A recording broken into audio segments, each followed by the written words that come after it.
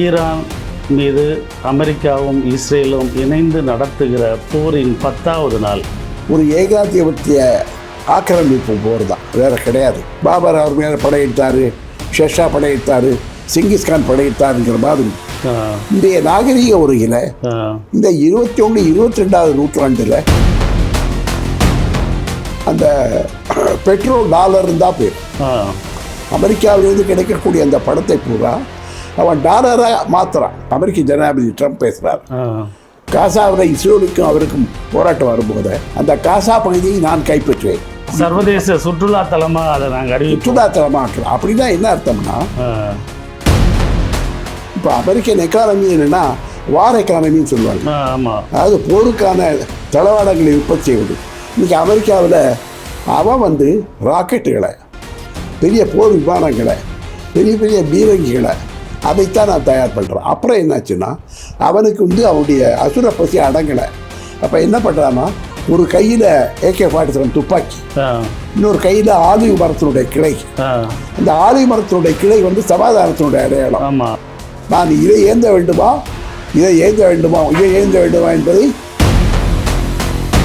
ஹிட்லருடைய நாசிசம் வீழ்த்தப்பட்டது, முசேனுடைய பாசிசம் வீழ்த்தப்பட்டது. சரி, அதே போல் அவனுக்கு 3வது பெரிய நாடாக இருந்த ஜப்பான் வீழ்த்தப்பட்டது. முசோலினி அவனுடைய மாளிகைக்கு அரண்மனைக்கு வெளியிலே சுட்டு வீழ்த்தப்பட்டு கிடக்கிறான். அவன் முன்னடிப்பட்டு அவனுடைய சடலை கிடக்குது.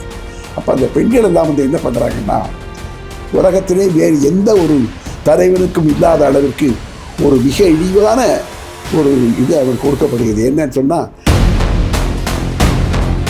உலகத்திலே முதன்முறையாக அணு ஆயுதத்தை பயன்படுத்தியவன் அமெரிக்கா. குறிப்பாக தென்கிழக்கு ஆசிய நாடான ஜப்பான் அதை போட்டான். ஈரானோடு போர் முடியாது.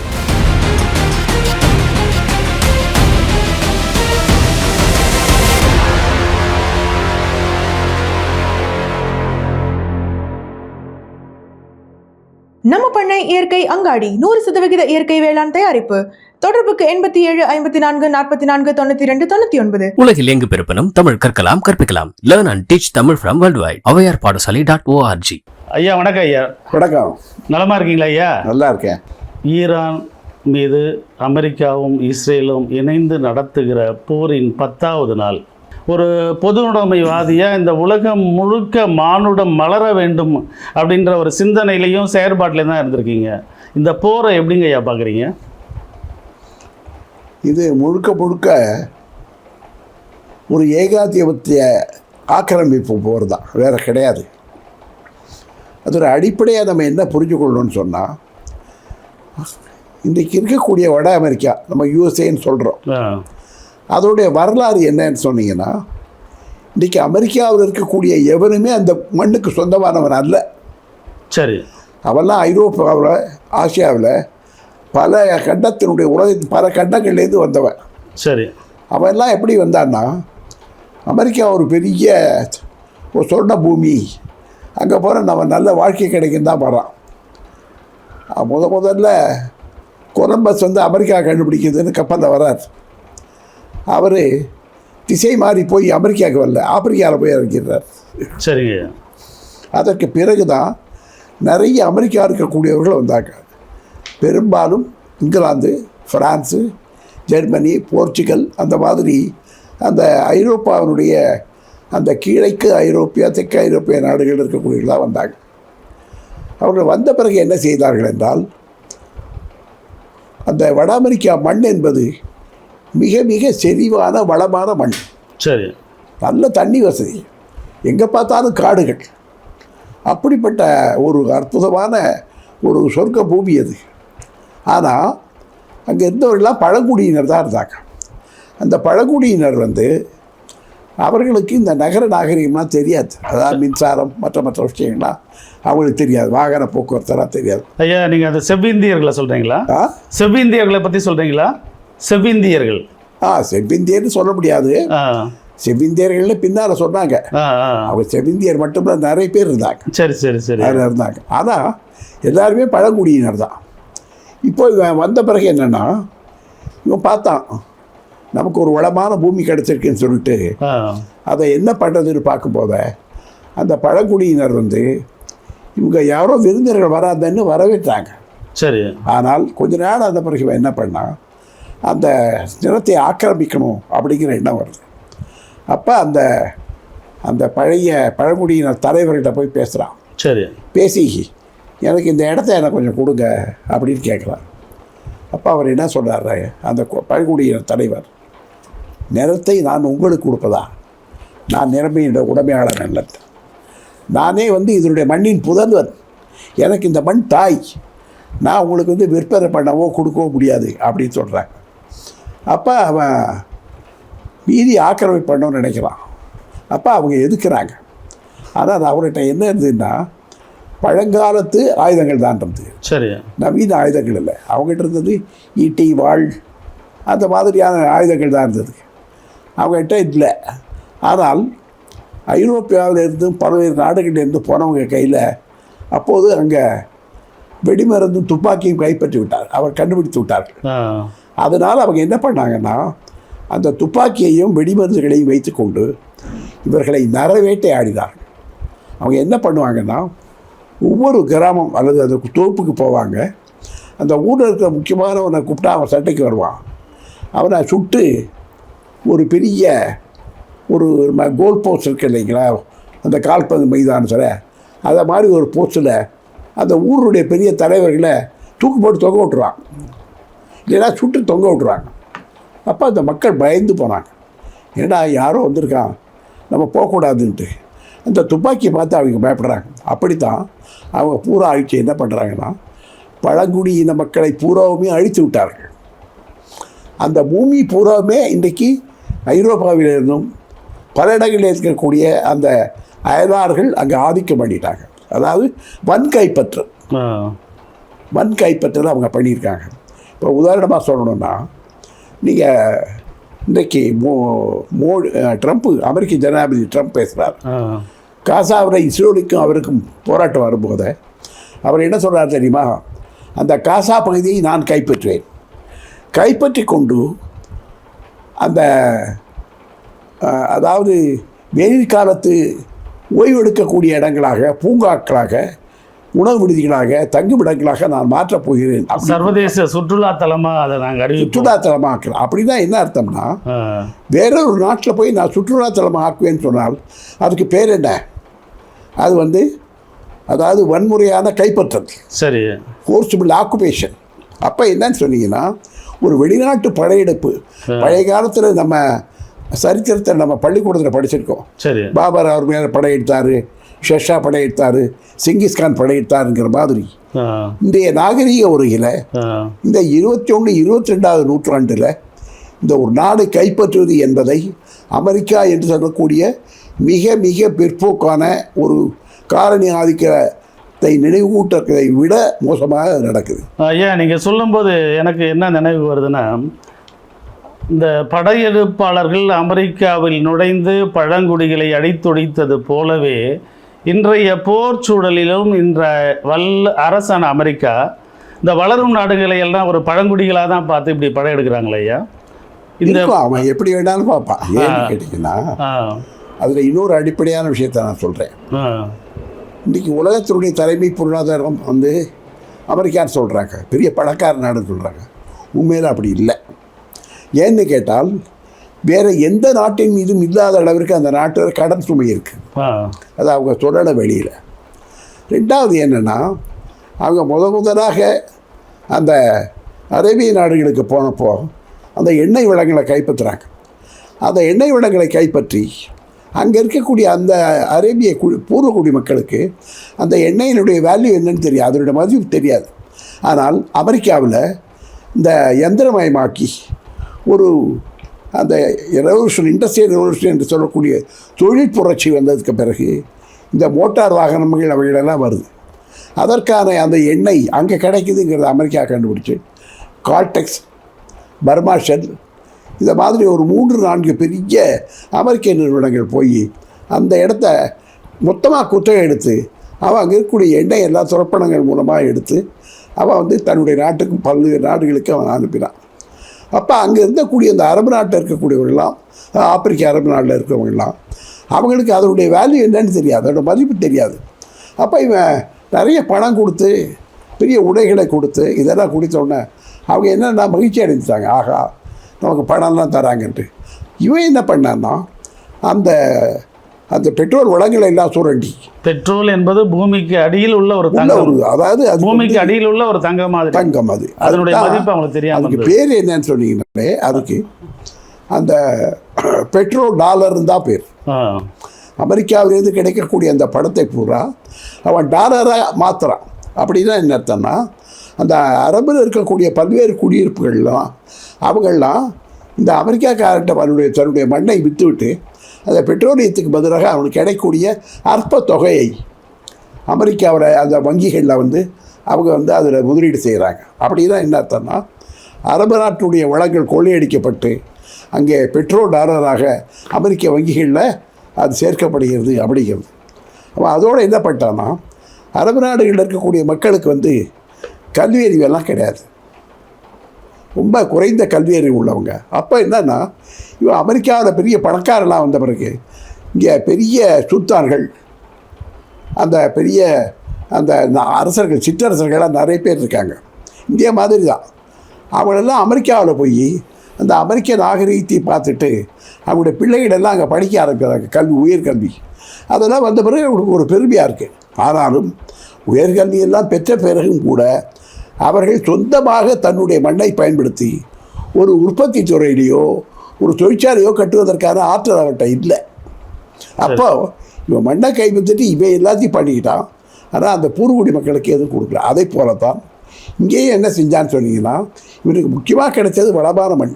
சரி, அமெரிக்காவில் பெரிய அளவுக்கு அந்த பூமிக்கு அடிக்கக்கூடிய கனிம வளங்கள் கிடைக்கல. சில இடங்களில் கிடச்சிது. இப்போ சில இடங்களில் தங்கம் எல்லாம் கிடச்சிது. நீங்கள் பார்த்துருப்பீங்க, நம்முடைய ஒரு ஆங்கில படத்தில் அந்த தங்க வேட்டைக்காக போகக்கூடிய ஒரு ஆங்கில படம் ஒன்று வந்திருக்காங்க, மெக்னாஸ் கோல்டு.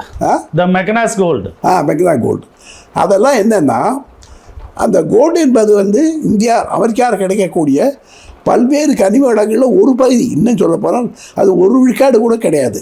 ஆனால் அந்த மெக்னாஸ் கோல்டுன்னு சொல்லிட்டு தங்கம் இருக்கென்று ஓடி வந்தவங்க, குவிஞ்சவங்க எவ்வளோ பேர்.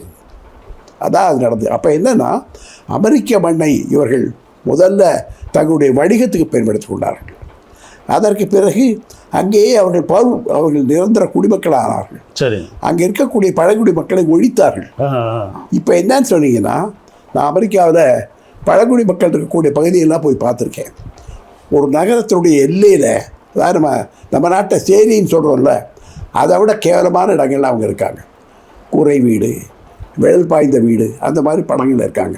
அவங்களுடைய ஆடை அடிகரங்கள் எல்லாம் பழங்குடி மக்கள் மாதிரி தான் இருக்குது. நம்ம ஊரில் இருக்கிற மாதிரி தான், நாடோடிகள் மாதிரி தான் அவங்க இருக்காங்க. அப்போது அவங்களுக்கு மின்சார பயன் தெரியாது, வாகனத்தை அவங்க பார்த்ததில்லை. அப்போ என்ன பண்ணுறாங்கன்னா, அவங்க இன்றைய வரையிலும் மின்சாரத்தினுடைய பயன் இல்லாமல், வாகனங்கள் இல்லாமல், அவங்க குதிரையில், மாட்டில், அதில் தான் இன்றைக்கி அந்த வண்டிகள் தான் பயன்படுத்துகிறாங்க. இன்றைக்கும் அங்கே அமெரிக்காவில் பார்த்திங்கன்னா, இந்த பல்வேறு கிராமங்களில் இருக்கக்கூடியவர்கள் மின்சாரத்தை பயன்படுத்தக்கூடாது என்று ஒரு தடையே இருக்கிறது. இந்த பூர்வகுடி மக்கள் மின்சாரத்தை பயன்படுத்தக்கூடாது, பெட்ரோலை பயன்படுத்தக்கூடாது, அதன் மூலமாக அந்த வாகனங்களை வாங்கக்கூடாது. ஆக இன்றைக்கி அவங்க என்ன பண்ணுறாங்கன்னா, அந்த அமெரிக்காவுடைய எந்த மாநிலங்களில் இத்தகைய தொல்குடிகள் என்கிற பழங்குடிகள் அதிகமாக இருக்காங்க ஐயா? அதாவது பெரும்பாலும் என்னன்னு சொன்னீங்கன்னா, சிகாகோவுக்கு பக்கத்தில், அதாவது வாஷிங்டனுக்கு பக்கத்தில் இருக்கக்கூடிய, அதுதான் அவருடைய நுழைவாயிலாக இருந்தது. அந்த அந்த மாநிலத்தினுடைய பெயர் அதாவது அமெரிக்காவின் நுழைவாயில் பேர் கேட்வே ஆஃப் அமெரிக்கான்னு சொன்னாங்க. சரி, அந்த ஒரு கொலம்பஸோ இதை ஒரு மாநிலம் அது. சரி, அங்கே தான் அவங்க வந்தாங்க. அங்கே மெல்ல மெல்ல மெல்ல மெல்ல பரவி நாடு பூரா போயிட்டாங்க. சரி, ஏன்னா அமெரிக்கா உலகத்தில் வேறு இந்த கண்டத்தை விட மிகப்பெரிய கண்டம். நிறைய லட்சக்கணக்கான இல்லை கோடிக்கணக்கான ஏக்கர் நிலங்கள் இருக்கு. அவன் உள்ளே கப்பல் மூலமாக அவன் முள்ள முள்ள பரவி எல்லா இடத்துலையும் போய் பண்ணிட்டான். அப்புறம் அமெரிக்கர்களுக்கு இந்த பூமியை எப்படி பயன்படுத்துறதுன்னு தெரியல. அப்போ என்ன பண்ணுறான், ஆப்பிரிக்காவிலிருந்து அடிமைகளை இறக்குமதி பண்ணுறான். இந்த அடிமை வியாபாரம் என்பது அமெரிக்கர்கள் தான் துவங்கி வைத்தார்கள். கிட்டத்தட்ட ஒரு 6 லட்சம் பேருக்கு மேல் அமெரிக்க பூர்வகுடி மக்கள் அங்கே அடிமைகளாக வந்து அமெரிக்க பூமியை வளமான பூமியாக மாற்றாங்க. ஆனால் அமெரிக்காவில் என்ன ஒன்று சொன்னீங்கன்னா, மிகப்பெரிய நதிகள் இருக்கின்றன. அமேசான் நதி, இந்த மாதிரி பல நதிகள் அமெரிக்காவில் ஜீவ நதிகள் அங்கே இருக்குது, உயிரோட்டமான நதிகள். அப்போ அவன் அதை வச்சுட்டு அமெரிக்கா என்ன பண்ணுறான்னா விவசாயம் பண்ண ஆரம்பிக்கிறான். அவனும் விவசாயம் பண்ணுறான். அதான் அமெரிக்கர்கள் விவசாயம் தான் நம்ம ஊர் மாதிரி இல்லை. ஒரு பெரிய நிலப்பரவு ஒரு நாட்டில் ஒரு கிராமத்தில் இருக்கான்னா 2000 ஏக்கர் 3000 ஏக்கர் இருக்கு அவனுக்கு. அவன் அதை வந்து டிராக்டர் வச்சு விடலாம். அந்த மாதிரி எந்திரங்களை கொண்டு வந்து முள்ள அவன் அந்த அடிமைகளை பயன்படுத்தி அடிமைகளை வைத்து அவன் நிலங்களில் விவசாயம் பண்ணுறான். ஆயிரக்கணக்கான ஏக்கர் விவசாயம் பண்ணி அதன் மூலமாக தான் உலக நாடுகள் அனைத்திற்கும் அவன் உணவுப் பொருள் ஏற்றுமதி பண்ணுறான். அப்படி பண்ணி தான் வந்து அமெரிக்காவுடைய பொருளாதாரம் வளர்ந்தது. பிறகு இதெல்லாம் முடிந்த பிறகு என்னன்னு சொன்னால், முதல்ல இன்றைய காலகட்டத்தில் உலக பொருளாதாரத்தை எடுத்துக்கிட்டோம்னா, அமெரிக்க பொருளாதாரம் என்பது விவசாய உற்பத்தியோ அல்லது தொழில் உற்பத்தியோ சார்ந்து இல்லாமல் அது ஒரு போர்க்களங்களில் வரக்கூடிய ஒரு வருமானத்தை மட்டுமே வைத்து அது வல்லரசாக நீடிக்கிறது என்கிறது தான் பரவலாக ஒரு கருத்து இருக்குது. அதான் உண்மை. ஏன்னு சொன்னீங்கன்னா, முதல்ல போய் விவசாயம் பண்ணி அவன் விவசாய உற்பத்தியும் வரக்கூடிய உற்பத்தி அந்த முதலாளித்துவத்துக்கு போகல, அவனுடைய பசிக்கு அது போகல. அப்ப என்ன செய்யறான்னா ஆயுதங்களை உற்பத்தி பண்றான். இப்ப அமெரிக்கன் எக்கானமி என்னன்னா வார் எக்கானமின்னு சொல்லுவாங்க. அதாவது போருக்கான தளவாடங்களை உற்பத்தி செய்வது. இன்னைக்கு அமெரிக்காவில் ஒரு சாதாரண பொருட்கள் எல்லாம் அங்கே கிடைக்காது. ஒரு பேனா அமெரிக்காவில் செய்யப்படுவதில்லை. ஒரு பல் துலக்கக்கூடிய டூத் பிரஷ் அங்கே செய்யப்படுவதில்லை. ஒரு காது குடையக்கூடிய கம்பி அங்கே அமெரிக்காவில் இல்லை. இதையெல்லாம் சீனா போன்ற நாடுகள்லேருந்து அங்கே அவன் இறக்குமதி பண்ணுறான். அப்போ அப்படி வந்த பிறகு என்னாச்சுன்னா, அவன் வந்து ராக்கெட்டுகளை, பெரிய போர் விமானங்களை, பெரிய பெரிய பீரங்கிகளை அதைத்தான் நான் தயார் பண்ணுறேன். அப்புறம் என்னாச்சுன்னா, அவனுக்கு வந்து அவனுடைய அசுர பசி அடங்கலை. அப்போ என்ன பண்ணுறான்னா தென்கிழக்கு ஆசியாவுக்கு வரான். தென்கிழக்கு ஆசியாவில் கொரியாவில், வியட்நாமில், அப்புறம் இந்தோனேஷியாவில் அந்த பகுதியெல்லாம் கூட அவன் வந்து என்ன பண்ணுறான்னா அவனுடைய ஆயுதங்களை வைத்து வன்கவர் செய்கிறான். சரி. அவன் அப்படி பண்ணதனுடைய விளைவு தான் நீங்கள் பார்த்தீங்கன்னு சொன்னால், இன்றைக்கும் ஒரு 100 ஆண்டுகளுக்கு முன்னாலே வரைக்கும் பார்த்தோம்னு சொன்னால், வியட்நாம் பெற்ற விடுதலை, கொரியா பெற்ற விடுதலை, இந்தோனேஷியா பெற்ற விடுதலை, இதையெல்லாம் வந்து அவனுடைய அந்த சாம்ராஜ்ய விஸ்தரிப்புக்காக அவன் மேற்கொண்ட விஷயம். அதற்கு பூரா அவனுக்கு பின்னணியில் இருந்தது என்று சொன்னால் அவனுடைய பொருளாதாரமே ஆயுத பொருளாதாரம். இப்போ எங்கே வந்து நிற்கிறான்னா, என்னுடைய அடுத்த கேள்வி அதுதான் இருந்தது. இன்றைக்கு உலகமே உற்று நோக்கக்கூடிய இந்த வளைகுடா மத்திய ஆசியாவில் நடக்கக்கூடிய போர் என்பது, ஒரு வளைகுடாவை பொறுத்தவரை ஈரான் என்பது ஒரு வளமிக்க நாடாகவும் மிகுந்த நிலப்பரப்பு கொண்ட நாடாகவும் இருக்குது. ஒரு 57 இஸ்லாமிய நாடுகள் அந்த இடத்துல இருக்குது. அந்த நாடுகளுக்கு யார் தலைமை ஏற்பது என்பதற்கான போட்டி தான் இந்த போர்னு சொல்லலாமாங்க ஐயா? இப்போ உண்மையில் என்ன அப்படின்னு பார்த்தீங்கன்னா, நீங்கள் வரைபடத்தில் வந்து அந்த அமெரிக்க ஐரோப்பிய நாடுகளில், அதாவது அமெரிக்க அரேபிய குடியிருப்புகளோட ஒப்பிட்டு பார்த்தீங்கன்னா, இந்த இஸ்ரேலுங்கிறது ஒரு புழு. ஆமாம், அவ்வளோதான். ஆனால் அந்த இஸ்ரேல் என்ற நாடு 2வது மகா யுத்தத்திற்கு பிறகு, போருக்கு பிறகு, சரி, அமெரிக்கா, இங்கிலாந்து, பிரான்ஸ் போன்ற நாடுகளால் செயற்கையாக உருவாக்கப்பட்டது. அதான் இஸ்ரேல். ஆனால் அதில் ஒரு உண்மையும் இருக்குது. என்னன்னு சொன்னீங்கன்னா, அவர்கள் ஜியோன் என்று சொல்லக்கூடிய இந்த ஜியோனிசம் சொல்லுவாங்க. ஜியோனிசம். ஆமாம். அதனுடைய அவங்களுக்கு வந்து ஜெருசலம் எப்படி முஸ்லீம்களுக்கு இருக்கோ அதை போல அவர்களுக்கும் ஜெருசலம் என்பதுதான் அவருடைய மதத்திற்கான முதல் பூமி. அடிப்படையில் அங்கே தான் தோன்றியதாக சொல்கிறாங்க. யூதர்கள் தான் அந்த பெரும்பான்மை இருக்கக்கூடியவர்கள். சரி. அது ஏன் வந்து இஸ்ரேல் வந்ததுன்னு சொன்னால், அமெரிக்காவில் 2வது போரில் ஹிட்லர் வந்து ஒரு நாசி கட்சியை ஆரம்பித்து கோடிக்கணக்கான யூதர்களை கொன்றார். சரி. ஒரு பெரிய முதல்ல ஒரு ஹியூமன் ஜெனோசைட், ஒரு மனித இன அழிப்பை நடத்தியவர் ஹிட்லர். ஆமாம். அப்படி நடத்தின பிறகு உலகம் பூராவும் இந்த யூதர்கள் பேரில் ஒரு பரிவு உணர்ச்சி, இறக்க உணர்ச்சி வந்துருச்சு. இப்போ உதாரணமாக எடுத்துக்கிட்டிங்கன்னா, உலகத்தின் தலை சிறந்த விஞ்ஞானி ஐன்ஸ்டீன், அவர் ஒரு யூதர். ஜோசப் ஸ்டாலின், அந்த ரஷ்ய குடியரசுடைய மிகப்பெரிய தலைவர், அவர் ஒரு யூதர். அந்த மாதிரி யூதர்கள் எல்லாம் உலகத்தை பூராமல் இருக்காங்க. அவர்கள் வந்து இந்த மாதிரி ஜெர்மனுடைய ஃபேசிஸ்ட்டு, இட்டாலியில் இருக்கக்கூடிய அவன் ஃபேசிஸ்ட் அந்த முசோலினி அவர்களால் அடிமைப்படுத்தப்பட்ட பிறகு அவர்களை தான் என்ன பண்ணுறாங்கன்னா அதிலேருந்து விடுபட வேண்டும் என்ற விடுதலை போராட்டம் அங்கே நடந்தது. நம்ம வந்து வியட்நாம், கொரியாவில் நடந்த போர்களை பற்றி நம்ம திரைப்படங்களில் பார்த்துருக்கோம். அது உண்மையாகவே இந்த படங்கள்லாம் அங்கே இருக்குது. என்கிட்ட ஒரு புத்தகம் ஒன்று இருக்குது, the real face of United States of America. அது ஐக்கிய அமெரிக்க குடியரசுடைய உண்மையான முகம் அப்படிங்கிறது. அதில் எப்படி அவர்கள் தெற்காசிய நாடுகளில் எப்படி ஆக்கிரமிப்பு செய்தார்கள், அதை எப்படி கடைப்பிடித்தார்கள், அதற்கு அவருடைய ஆயுத பலத்தை எப்படி பயன்படுத்தினார்கள் என்பதை மிக தெளிவாக அந்த அதை தாங்க நானும் கேட்க வரேன். இன்றைக்கு நடக்கக்கூடிய ஈரான் மீது அமெரிக்காவும் இஸ்ரேலும் நடத்தக்கூடிய இந்த போர் என்பது ஒரு ஏகாதிபத்தியத்தை விரிவாக்கம் செய்வதற்கா அல்லது ஒரு அணு ஆயுத சந்தைக்காக நடத்தப்படுகிற போராங்க ஐயா? அது ரெண்டும் வெவ்வேறு கிடையாது, ஒன்றுதான். அவனோட இருக்கக்கூடிய அணு ஆயுதத்தை வைத்து அதையெல்லாம் கையில் எடுக்கணும்னு பார்க்குறான். ஆனால் இப்போ என்னன்னு சொன்னீங்கன்னா, அந்த பழங்காலத்தில் இருந்தது மாதிரி அரேபியர்கள் இப்போ இல்லை. அவனுக்கு ஓரளவு விழிப்புணர்வு வந்துருச்சு. அந்த விழிப்புணர்வு வந்ததனுடைய விளைவு தான் முதல்ல இதே ஈரானில் உங்களுக்கு நினைவு இருக்கின்ற வரலாற்றை பார்த்தீங்கன்னு சொன்னால் 60-70களில் ஈரான் மன்னர் ஈரான் வெளியேற்றப்படுறார். முதலாக ஒரு முடியரசு போய் ஒரு குடியரசு வருது ஈரானில். அப்படித்தான் அங்கே வந்தது. அப்போ அந்த ஈரான் வந்தது, ஈராக் வந்த மாதிரி பல நாடுகளுக்கு போயிடுச்சு. ஆனால் அதில் என்ன ஒரு பெரிய கொடுமைன்னு சொன்னால், அந்த இஸ்லாம் என்று சொல்லக்கூடிய அந்த மதத்தை சார்ந்தவர்கள் அவருக்குள்ள பல குழுக்கள், குறிப்பாக 2 குழு இருந்துச்சு. அது ஈராக் ஒரு குழு, ஈரான் ஒரு குழு. சரி. அப்படி இருந்ததுனால அவர்களுக்குள்ள ஒரே மதம் என்று சொன்னாலும், அவங்க மதத்தினுடைய ஒரு சாஸ்திரமாக வேத புத்தகமாக குர்ஆனை எடுத்தாலும், ஆனால் அவர்களுக்குள் பிரிவுகள் இருந்தது அப்படிங்கிறத பார்க்குறோம்.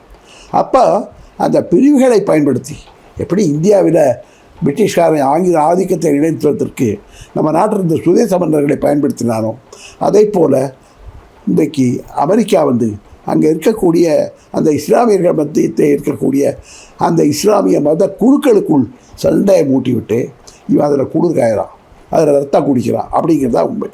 இப்போ ஈரான் நீங்கள் எடுத்துகிட்டு பார்த்தீங்கன்னா, அதை நான் முதலே குறிப்பிட்டேன், அந்த இஸ்ரேலை சுற்றி இருக்கக்கூடிய அந்த நாடுகள், ஈரான், லெபனான், ஈராக், இந்த மாதிரி இருக்கக்கூடிய நாடுகளெல்லாம் அவங்க சேர்ந்தாங்கன்னு சொன்னால் அவர்களுக்குள்ளே மட்டும் ஒரு ஒற்றுமை உருவாகும் சொன்னால், ஈரான் வந்து 1 மணி நேரத்தில் அந்த பூமியே இருக்காது. அப்படி வெடிகுண்டுகளை போட்டு அந்த இஸ்ரேலினுடைய யூதர்களுடைய அடையாளமே இல்லாமல் பண்ணக்கூடிய அளவிற்கு அவர்களுக்கு எல்லா விதமான வலும் இருக்கிறது. ஆனால் அவர்களுக்குள்ள ஒற்றுமை இல்லை. அந்த ஒற்றுமை இல்லாதான் பயன்படுத்தி கொடுக்கிறான் இன்னைக்கு. சரி. அவன் அது மட்டும் இல்லை, இன்னைக்கு அமெரிக்காக்காரன் இன்னொரு போக்கையும் நம்ம பார்க்குறோம். இது ரொம்ப ஆபத்தாக இருக்குங்க ஐயா. என்னென்னா, இந்தியாவின் நீண்ட நெடிய நட்பு நாடுகளில் ஒன்றாக ஈரான் பலகாலமாக இருந்து வருது. இப்போ என்னாச்சுன்னா, இந்தியாவில் விசாகப்பட்டினத்தில் நடந்த ஒரு கடற்படை போர்க்கப்பலுக்கான பயிற்சியில் இந்திய அரசின் அழைப்பின் பேரில் ஐரிஸ் தோனான்ற ஒரு கப்பல், ஈரானுடைய கப்பல் வருதுங்க ஐயா. அதனுடைய பயிற்சி முடிஞ்சிட்டு ஈரானுக்கு திரும்புகிற வழியில் இலங்கை கடற்பரப்பில் அமெரிக்க நீர் மூழ்கி கப்பலால் வந்து சுட்டு வீழ்த்தப்படுது. ஆனால் இந்தியா அதை பற்றி எந்த ஒரு கண்டனமும் ஒரு சிறு சலனமும் கூட சொல்லலாதுங்க. அது மட்டும் இல்லைங்க ஐயா, மிக கொடுமையாக எந்த ஒரு போரானாலும் மருத்துவமனைகள், பள்ளிக்கூடங்களின் மீது குண்டு வீசக்கூடாதுன்றது ஒரு எழுதப்படாத சர்வதேச நியதியாக இருக்கிறது, சர்வதேச நியதியாக இருக்குது. ஆனால் ஈரான் தலைநகரில் ஒரு மருத்துவமனை மீது குண்டு வீசுகிறாங்க ஐயா. அந்த மருத்துவமனையினுடைய பெயர் காந்தி மருத்துவமனை. இதுக்கு கூட இந்தியா எந்த எதிர்வினையும் ஆற்றவே இல்லையே. முதல்ல அந்த காசா என்று சொல்லக்கூடிய பகுதியில், அரேபியா பகுதிகளில் முதல்ல கடந்த நூற்றாண்டு மத்தியில் ஒரு மிகப்பெரிய தலைவர் வர்றார். அவர்தான் யாசர் அராஃபத். சரி சரி. யாசர் அராஃபத் தான் அதை செய்கிறார். அவர் 50 ஆண்டு காலம் போராடுறார். அவர் போகிற ஐநா மன்றத்தில் பேசுகிறார், பொது மன்றத்தில். சரி. என்ன சொல்கிறாருன்னா, ஒரு கையில் AK-47 துப்பாக்கி, இன்னொரு கையில் ஆலிவ் மரத்தினுடைய கிளை. அந்த ஆலிவ் மரத்தினுடைய கிளை வந்து சமாதானத்தினுடைய அடையாளம், இது வந்து வன்முறை ஆயுதத்தினுடைய அடையாளம். அவர் சொல்கிறார், நான் இதை ஏந்த வேண்டுமா, இதை ஏந்த வேண்டுமா, இதை ஏந்த வேண்டுமா என்பதை இங்கே உலக மக்களவை முடிவு பண்ணும் அப்படின்னு சொல்லிட்டு பேசுகிறார். ஓ சரி இவர் ஜெனரல் அசம்பிளியர். ஆனால் அது என்ன ஆயிடுச்சு என்றால் அவர் பல காலம் போராடியும் அந்த போராட்டத்தில் வெற்றி பெற முடியவில்லை. என்ன காரணம்னு கேட்டால் இஸ்ரேல் என்று சொல்லக்கூடிய ஒரு இடைஞ்சலான ஒரு பகுதியை அங்கே அமெரிக்கா உருவாக்குது. எப்போ உருவாக்குதுன்னு சொன்னால் 2வது உலக மகாயுத்தத்தில் ஹிட்லருடைய நாசிசம் வீழ்த்தப்பட்டது, முசோலினியுடைய ஃபாசிசம் வீழ்த்தப்பட்டது. சரிங்க. அதே போல் அவர்களுக்கு 3வது பெரிய நாடாக இருந்த ஜப்பான் வீழ்த்தப்பட்டது. அப்போது அந்த கடைசியில் அந்த நாசிகள் வீழ்த்தப்பட்டதற்கு முக்கியமான காரணம், ஹிட்லர் வீழ்த்தப்பட்டதுக்கு முக்கியமான காரணம் அந்த படைகள் ஐரோப்பாவில் முதல்ல இங்கேருந்து முன்னேறி முன்னேறி முன்னேறி போகிறாங்க. சோவியத் ரஷ்யா போனோம்னா அங்கே மாட்டிக்கிறோம். அங்கே 3 ஆண்டுகள் போர் நடக்குது. அந்த சோவியத் ரஷ்யா மிக கடுமையான பனிப்பொழிவு. அதை இந்த அமெரிக்க படைகளுக்கு பழக்கம் இல்லை. உள்ளே போய் மாட்டிக்கிட்டான், வெளியிலே வர முடியல. அந்த பனியில் சண்டையும் போட முடியல, அவனுடைய ஆயுதங்களையும் பயன்படுத்த முடியாத அளவுக்கு ரொம்ப கொடுமையாக போன பிறகு 7 லட்சம் ருஷ்ய மக்கள் தங்களுடைய உயிரை பணயம் வைத்து ஹிட்லரை ஒழிச்சாங்க. பாசிசம் ஒழிக்கப்பட்டது. முசோலினி சொல்லக்கூடிய அந்த பெரிய டிக்டேட்டர், பெரிய சர்வாதிகாரி, அவனும் கேவலமாக வீழ்த்தப்பட்டான். 3வதாக ஜப்பானில் இருக்கக்கூடிய டோஜோ என்று சொல்லக்கூடிய அவனும் வீழ்த்தப்பட்டான். இந்த ஹிட்லர் அவனை பற்றி பெருசாலாம் பேசுவாங்க. அவன் மிக வன்மையான பேச்சாளருங்கிறது உண்மைதான். அவனுடைய மனைவியும் தோற்கப்போவது உறுதி என்று பண்ண பிறகு நிலவரையில் போய் தூக்குமாட்டி சேர்த்து போகிறாங்க. ஆமாம். அதே மாதிரி முசோலினி அவன் அந்த ஃபாசிஸ்டோட தலைவர் ரோம், அவன் இறந்த பிறகு என்ன பண்ணுறாங்கன்னா அந்த நாட்டு பெண்கள் எல்லாம் ரொம்ப அவன் மேலே கோபமாக இருக்காங்க. என்ன காரணம்னா தேவையில்லாமல் நம்ம நாட்டு இளைஞர்களை மக்களை இவன் போரில் ஈடுபடுத்தி இப்படி ஆயிரக்கணக்கான பேரை முசோலினி கொண்டுட்டானேங்கிற அந்த ஒரு ஆத்திரத்தில் முசோலினி அவனுடைய மாளிகைக்கு அரண்மனைக்கு வெளியிலே சுட்டு வீழ்த்தப்பட்டு கிடக்கிறான். அவன் குண்டடிப்பட்டு அவனுடைய சடலை கிடக்குது. அப்போ அந்த பெண்கள் எல்லாம் என்ன பண்ணுறாங்கன்னா உலகத்திலே வேறு எந்த ஒரு தலைவனுக்கும் இல்லாத அளவிற்கு ஒரு மிக இழிவான ஒரு இது அவர் கொடுக்கப்படுகிறது. என்னன்னு சொன்னால் பெண்கள் அவருடைய முகத்திலே தங்களுடைய சிறுநீரை கழித்தார்கள் என்பது வரலாறு பேசுகிறது. அப்படி அவன் மீது அவ்வளோ ஆத்திரம் வந்தது. ஏன்னா நம்ம மக்களை தேவையில்லாமல் இந்த இராணுவத்தில் ஈடுபடுத்தி போரில் ஈடுபடுத்தி ஆயிரக்கணக்கானவருடைய பெண்களை விதவிகளாக்கிட்டாங்கிற அந்த ஆத்திரம் இருந்தது. அதே போல் டோஜோ வந்தது. அப்போ என்ன வருதுன்னு சொன்னால் 2வது உலக மகாயுத்தத்தின் முடிவில் அதுவரை யாருமே எதிர்பார்க்காத அளவிற்கு அமெரிக்கா, ஃப்ரான்ஸு, இங்கிலாந்து அந்த நாட்டோட ரஷ்யா சேருது. ஸ்டாலின் சேர்றார். இந்த ஸ்டாலின் சேர்ந்த பிறகு தான் அந்த 2ஆம் உலக போர் முடிவுக்கு வருது. அப்போ அமெரிக்கா என்ன பார்க்குறான்னு சொன்னால் இந்த போரினுடைய விளைவு ஸ்டாலினுடைய அந்த கம்யூனிஸ்ட் நாட்டிற்கு, ஒரு சோசியலிஸ்ட் நாட்டிற்கு, அந்த ருஷ்யாவிற்கு ஒரு நல்ல பெயரை விடும். அதை மாற்ற வேண்டும் என்பதற்காக என்ன செய்கிறான்னா ஒரு சரணாகதி ஒப்பந்தம் கையெழுத்து போட்ட பிறகு அன்றைக்கு ஜப்பானுடைய தலைவராக இருந்தால் அந்த டோஜோன்னு சொல்லக்கூடியவன் அவன் அந்த உடன்படிக்கையில் சமரச உடன்படிக்கை கையெழுத்து போட்ட பிறகு அமெரிக்காக்கார் 2 அணுகுண்டை போடுறான். போர் முடிந்து விட்டது, சமாதான ஒப்பந்தம் கையெழுத்தாயிடுச்சு. அதுக்கப்புறம் போடுறான். அவன் ஏன் போட்டான்னு சொன்னால் ரஷ்யாவால், கம்யூனிஸ்ட் ரஷ்யாவால், சோசியலிஸ்ட் ரஷ்யாவால் இந்த போர் முடியவில்லை, நான் தான் முடித்தேன் என்று வரலாற்றை திரும்புவதற்காக அவன் போட்டான். சரி. நான் அதை ஹிரோஷிமா போய் நேரிலே பார்த்துட்டு வந்தேன் ஜப்பானில். மிக கொடுமையான இது. ஒரே இடத்துல ஒரு 10 நிமிஷத்தில் ஒரு 30,000 32,000 பேர் ஒழிஞ்சு போனார்கள். அதே மாதிரி தான் அந்த 2 இடத்துல அவன் வெடிகுண்டு போட்டான், அணு ஆயுதங்களை போட்டான். அப்போ உலகத்திலே முதன்முறையாக அணு ஆயுதத்தை பயன்படுத்தியவன் அமெரிக்கா. குறிப்பாக தென்கிழக்காசிய நாடான ஜப்பான் அதை போட்டான். இதில் ஒரு விரோதமான ஆனால் உண்மையான விவரம் என்னன்னு சொன்னால் அமெரிக்க மண்ணிலே ஒரு சதுர அங்கலத்தில் கூட 2வது உலகப் போரோ முதல் உலகப் போரோ நடத்தவில்லை. சரி. எல்லாம் ஐரோப்பாவில் நடந்தது. அவன் இங்கேருந்து போய் அவங்களோட கூட்டு சேர்ந்துக்கிட்டு அவனுடைய ஆயுதத்தை வியாபாரத்திற்காக அவன் போய் அந்த போரில் ஒன்று ஆயுத வியாபாரம், 2வது சாம்ராஜ்ய விஸ்தரிப்பு, தன்னுடைய நாட்டை இது மேலும் பரவலாக அது கொண்டு போகணுங்கிறதுக்காக அவன் செஞ்சது தான் அமெரிக்கா.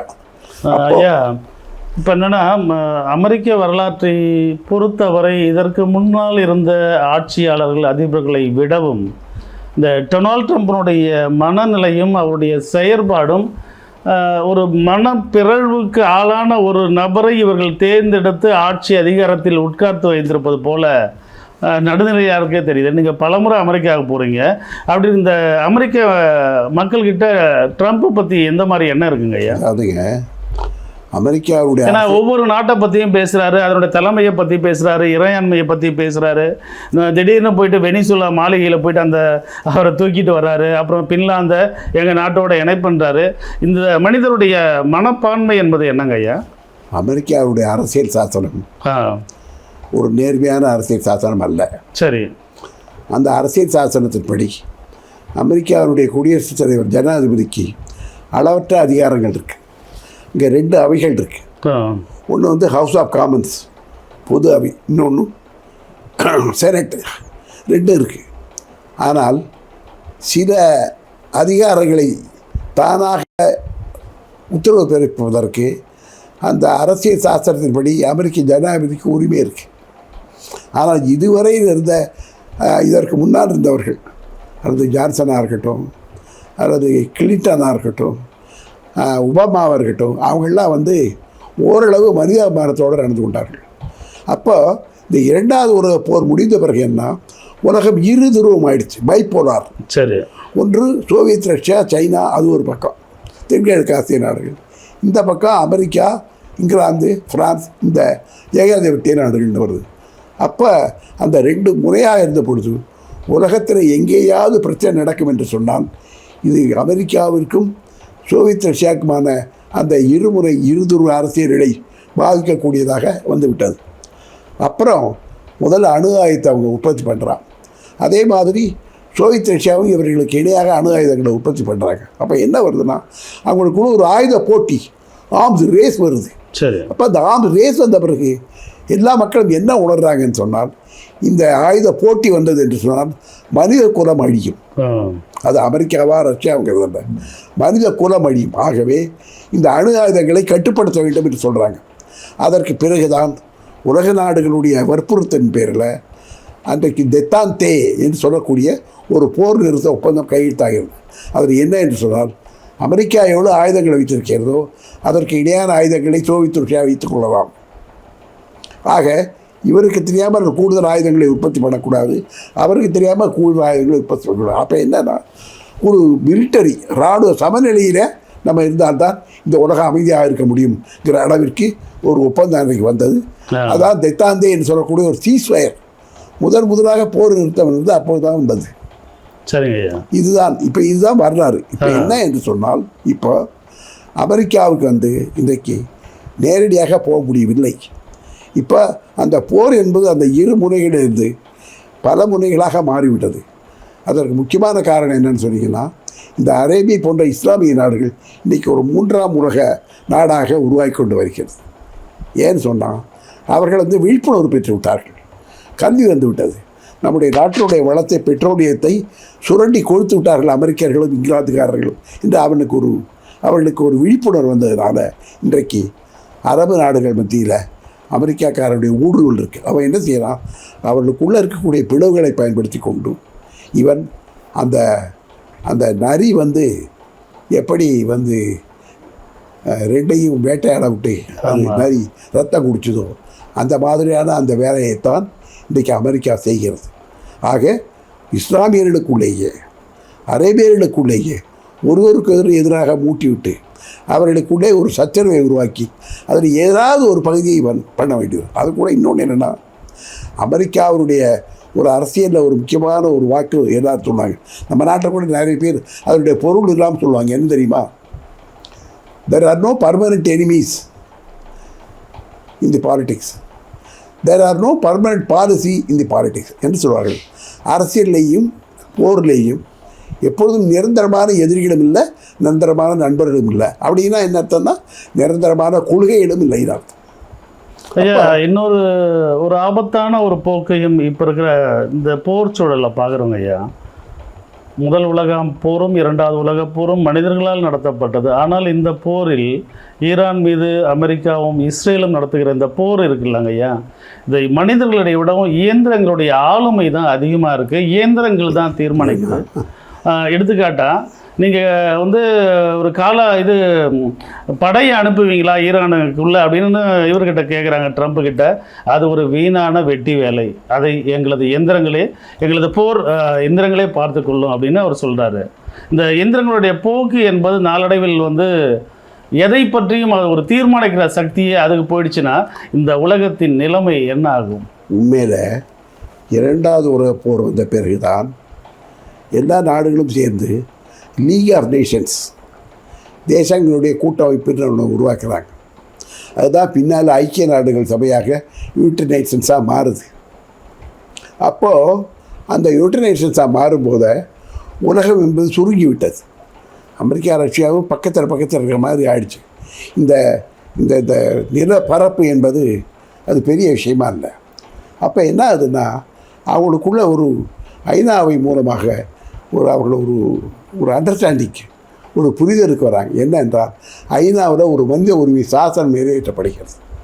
அதில் எல்லா நாடுகளும் கைது போடுறாங்க. அதில் என்னென்னா, எந்த நாட்டின் மீதும் இன்னொரு நாடு ஆக்கிரமிப்பு செய்யக்கூடாது, படையெடுக்கக்கூடாது அப்படிங்கிறது. அப்போ நீங்கள் அப்படி படையெடுத்தேன்னா நாங்கள் வருவோம், சம்மந்தம் இல்லாத. ரஷ்யா படையெடுத்ததுனால அமெரிக்கா வரும், அமெரிக்கா படையெடுத்தால் ரஷ்யா வரும் என்று சொல்லக்கூடிய அளவிற்கு ஐநாவோட ஒரு சாசனம் உருவாக்கப்பட்டது. ஆனால் அந்த ஐநாவுடைய அந்த பொது அவையிலும் சரி, அதனுடைய செக்யூரிட்டி கவுன்சில் என்று சொல்லக்கூடிய பாதுகாப்பு அவையிலையும் அமெரிக்கா,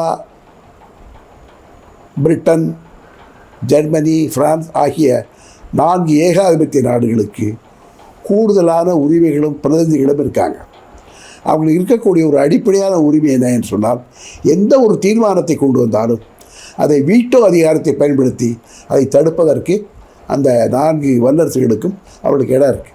அதனால தான் நீண்ட நாட்களாக இந்தியா வந்து ஐநாவில் ஒரு செக்யூரிட்டி ஃபோர்ஸஸ், அதாவது செக்யூரிட்டி கவுன்சிலில் பாதுகாப்பு குழு அமைப்பில் தனக்கு உறுப்பினர் தர வேண்டும் என்று நேரு காலத்திலேருந்து சொல்கிறோம். பல நாடுகள் அதை ஆதரிக்குது. ஆனால் அதை நடைமுறைப்படுத்த விடாமல் பண்ணுவது அமெரிக்கா, இங்கிலாந்து, ஜெர்மனி, பிரான்ஸ், இந்த 4 நாடு தான்.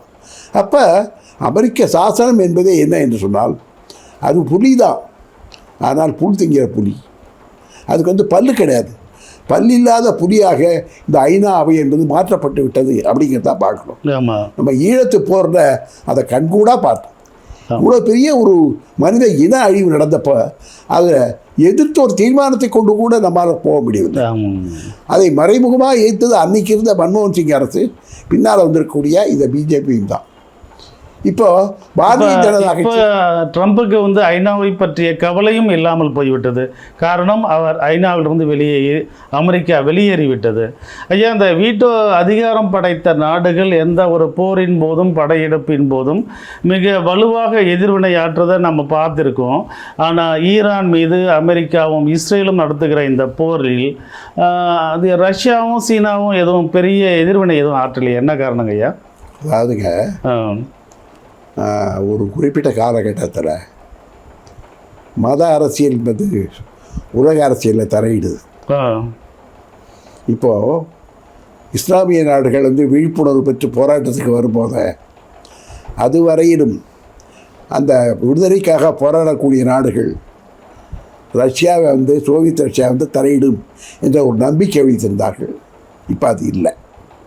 என்ன காரணம் என்று கேட்டால், அமெரிக்காவும் சோவியத் ரஷ்யாவும் பிரான்ஸு, ஐரோப்பா போன்றவர்களும் அவர்கள் கிறிஸ்தவத்தை பின்பற்றக்கூடியவர்கள்.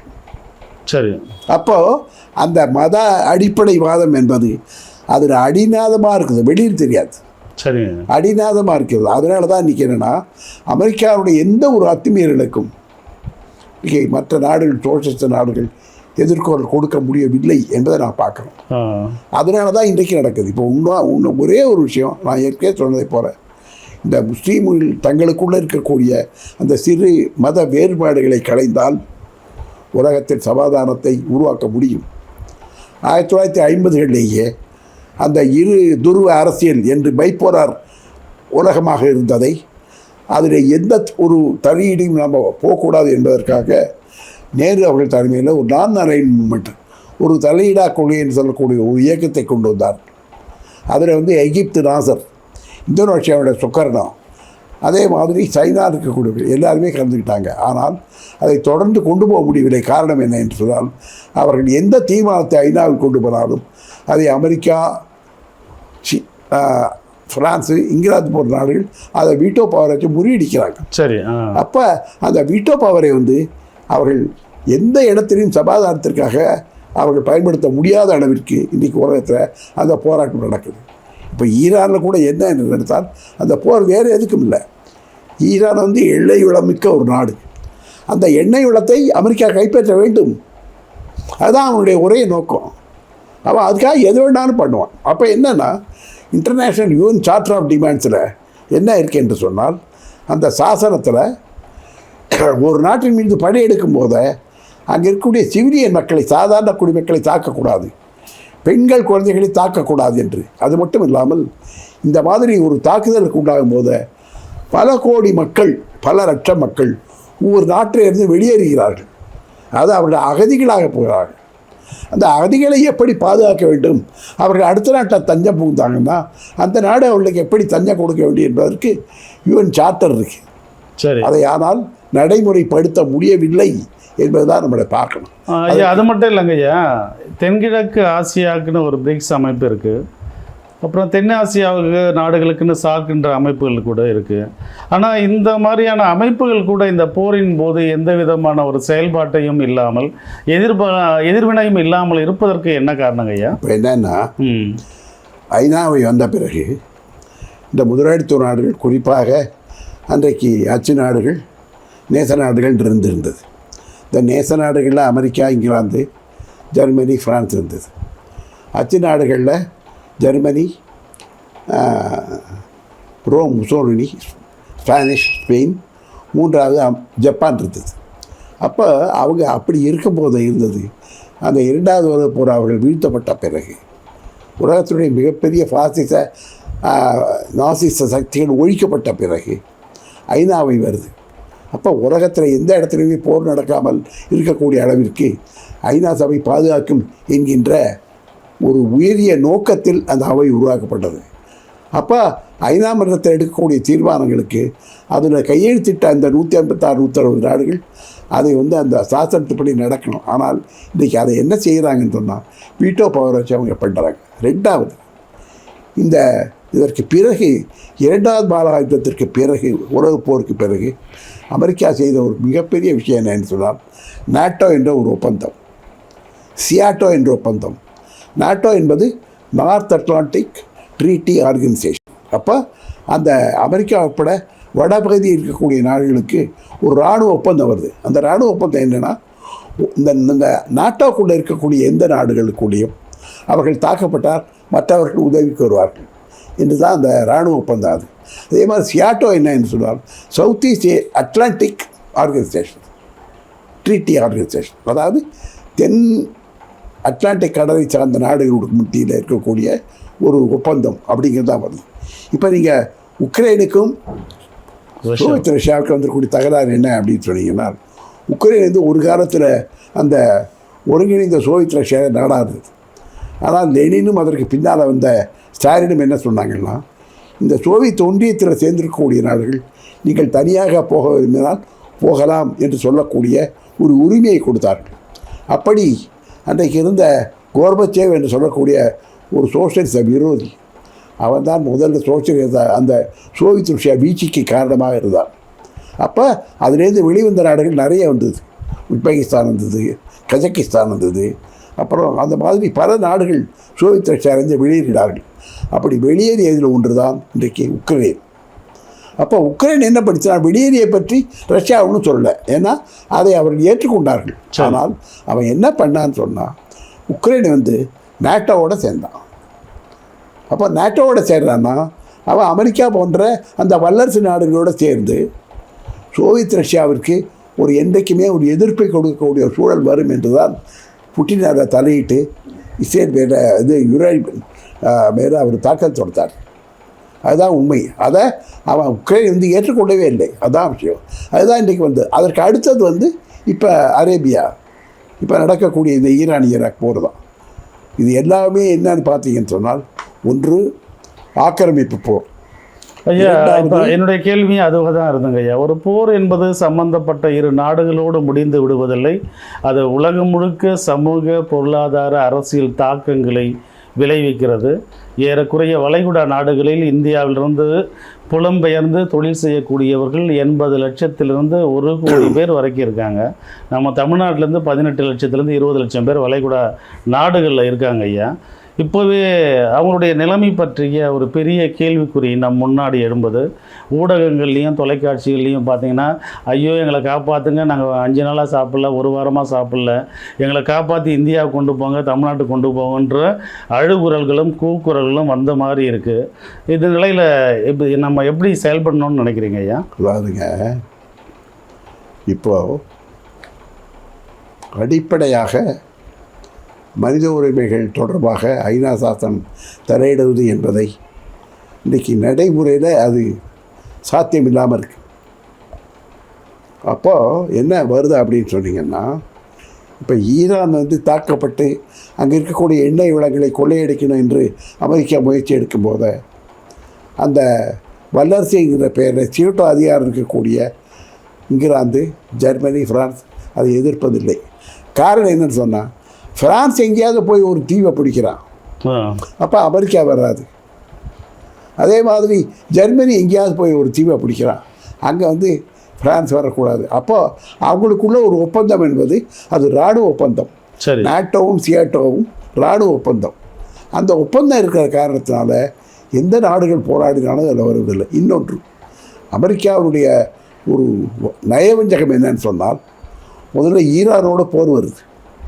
ஈரான் இருக்கக்கூடியவர்கள் அந்த மன்னராட்சியை எதிர்த்து மக்கள் போராடி புதிதாக வரார். இந்த அயோத்தியுல்லா கொமேனி என்பவர் மிகப்பெரிய அளவிற்கு அந்த ஈரானியர்கள் மத்தியில் செல்வாக்கு பெற்ற தலைவர். அவர் சர்வாதிகாரி போனார் வராரு, அதெல்லாம் வேறு விஷயம். அது அவருடைய மதம் சார்ந்த சில அடக்குமுறைகள் இருக்கும், எல்லா நாட்டிலையும் இருக்கிறது. அதுவும் இல்லைங்கய்யா, அடக்குமுறை என்பது அதனுடைய உச்சத்தை தொட்டதாக சில மாதங்களுக்கு முன்னாடி கூட உலகம் முழுக்க கவலைப்படக்கூடிய ஒரு விஷயங்கள் நடந்தது. ஏறக்குறைய 35,000 இளைஞர்கள் கொமேனி ஆட்சிக்கு எதிராக போராடிய இளைஞர்கள் கொல்லப்பட்டார்கள் என்கிற ஒரு இதுவும் கொஞ்ச நாளைக்கு முன்னாடி நடந்தது. அவர் 48 ஆண்டுகள் ஆட்சியில் இந்த மாதிரியான ஜென்சி இளைஞர்கள் வரும்போது 35,000க்கும் மேற்பட்ட இளைஞர்கள் கொல்லப்பட்ட ஒரு உதாரணத்தையும் உலகத்தில் சில பேர் சுட்டி காட்டுறாங்க ஐயா. அப்படி இருக்கும்போது அந்த ஆட்சியை பற்றிய உங்களுடைய கணிப்பு என்ன? இந்த கொமேனியுடைய ஆட்சி என்னன்னாங்க, இந்த ஆக்கிரமிப்பு போடுற இப்போ அமெரிக்கா என்ன பண்ணியிருக்காங்கன்னு சொன்னால், உலகம் பூரா பல நாடுகளில் தன்னுடைய துப்பறியும் உளவாளிகளை வைத்திருக்கிறாங்க. ஆமாம், அந்த உளவாளிகளை வைத்ததுனால தான் மக்களுடைய செல்வாக்கு பெற்று ஆட்சிக்கு வந்த அந்த வெனிசுலாவுடைய அது இடையூறு இரவரை கடத்திட்டு போகிறான். ஆமாம், இது ஏதாவது ஒரு நாகரிகமுள்ள சமுதாயத்தில் நடக்குமா? நான் ஒரு கேள்வி கேட்குறேன். இப்போ அரபு நாடுகள்லேருந்து ஒரு தீவிர படை கிளம்பி ட்ரம்ப்பையும் மனைவியும் குடும்பத்தை கடத்திட்டு போனால் என்ன பண்ணுவோம்? ஆனால் அப்படி வருவதற்கான வாய்ப்பு இல்லை. அதனால தான் அவன் செய்கிறான். இது ஏதாவது ஒரு அடிப்படையான மனித உணர்வு, மனிதமானவர்களை செய்கிறா ஒரு தேர்ந்தெடுக்கப்பட்ட அரசியலில் அவனை போய் ராத்திரியில் அவனுடைய மனைவியையும் படுக்கை அறையில் புகுந்து அவங்க கைப்பற்ற முடிகிறது என்று சொன்னால் அதனுடைய பொருள் என்ன? வெனிசுலாவில் அவனுடைய இராணுவம் மட்டுமல்ல, அங்கே அமெரிக்காவுடைய உளவுப்படையும் அங்கே உள்ள ஊடுருவி இருக்கு. உலகம் பூரா இன்றைக்கு அமெரிக்காவுடைய உளவுப்படைகள் பல வடிவங்களில் அங்கங்கே ஊடுருவிருக்காங்க. இந்த நடவடிக்கை அவங்க எப்படி பண்ணாங்கன்னா, வெனிசுலா நகர் முழுக்க இருக்கிற போக்குவரத்து சிக்னல்களை கடந்த 2 ஆண்டுகளாக அவங்க கட்டுப்பாட்டில் வச்சுக்கிட்டு, வெனிசுலா அதிபர் எத்தனை மணிக்கு போகிறாரு, அவங்க மெய்க்காவலர்கள் எத்தனை மணிக்கு போகிறாங்க, எத்தனை மெய்க்காவலர்கள் பணியில் இருக்காங்கன்ற அளவுக்கு மொசாத் அந்த உளவு தகவல்களை திரட்டி தான் இந்த காரியத்தை செஞ்சு முடித்தாங்க ஐயா. இல்லை, நான் என்னென்னா, நீங்கள் ஈரான் பிரச்சனை மட்டுமல்ல, முதல்ல ஈரான் அடிக்கிறதுக்கு ஈராக்கை பயன்படுத்தினான் அமெரிக்கா. அதனுடைய மிகப்பெரிய தலைவர் சதாம் ஹுசேன். சதாம் ஹுசேன் அந்த அரபு நாடுகளில் மிகப்பெரிய ஆளுமையாக இருந்த தலைவர். அவரை வச்சு ஈரான் அடித்தான். ஈரான் அடித்த பிறகு என்ன ஆச்சுன்னு சொன்னால், இப்போ ஈரானை கையில் போட்டு சதாம் ஹுசேனை கேவலப்படுத்தி ஒரு போர் குற்றவாளியை போய் பொது வெளியை வச்சு தூக்கப்பட்டான். இந்த உலகத்தில் நடக்குமா? ஆமாம். அது ஏன் நடந்தது என்று சொன்னால் இவர்களுக்குள்ளே இருக்கக்கூடிய மதம் எப்போ அரசியலில், சர்வதேச அரசியலில் மதம் உள்ளே நுழைகிறதோ, மத பிரிவுகள் உள்ளே ஆப்ரேட் ஆகுதோ, அப்போ எல்லாம் இந்த டேஞ்சர் வந்துட்டு தான் இருக்கும், இந்த அபாயம் வரும்.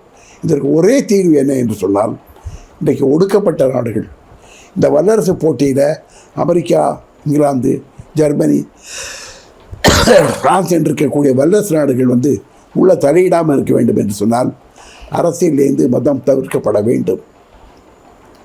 அதற்கான வாய்ப்புகள் இப்போதைக்கு இல்லை என்பதை அது இல்லைன்றது நம்ம கண்கூடா தெரியுதுங்க ஐயா. இந்த போரின் பாதிப்பு என்பது இன்றைக்கு நமது வீட்டு சமையலறையின் அடுப்பங்கரை கூட வரை வந்துட்டது.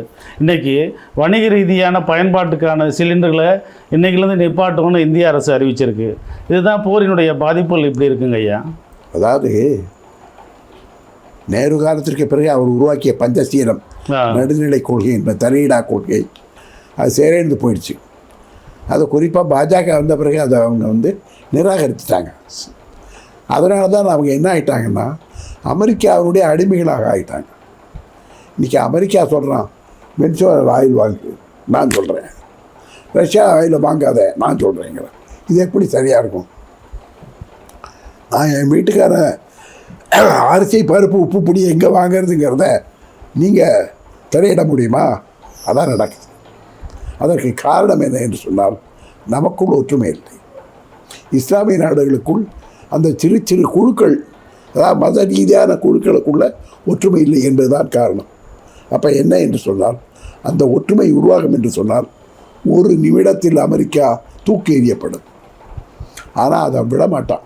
அவன் என்ன பண்ணுவான்னா எல்லா நாட்டினுடைய உளவாளிகளை வைத்து ஆட்சிக்கு வரக்கூடியவர்களுக்கு அங்கே அவனுடைய ஏஜெண்டுகளை வச்சு அதை பண்ணிகிட்ருக்கான்.